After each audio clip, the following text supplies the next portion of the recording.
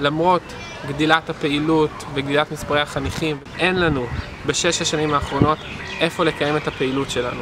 אנחנו פועלים במסדרונות בתי ספר ובכיתות בתי ספר. אין לנו בית לחניכים, אין לנו בית לתנועה. זה לא כיף לעבור פעולות במקלט. אני צריכה במקלט כי חם פה, אין פה מפגן.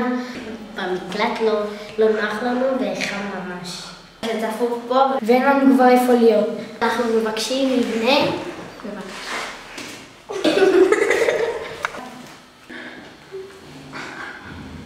העירייה התחייבה א' כל למבנה פעילות וב' לתמיכה של תנועת הנוער בכל המשתמע מכך. בשומר הצעיר יותר כיף לי מהכיתה שלי. השומר הצעיר הוא לא סתם חוג, זה משהו לחיים.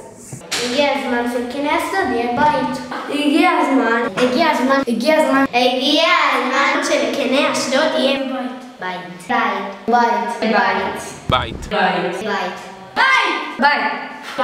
בית.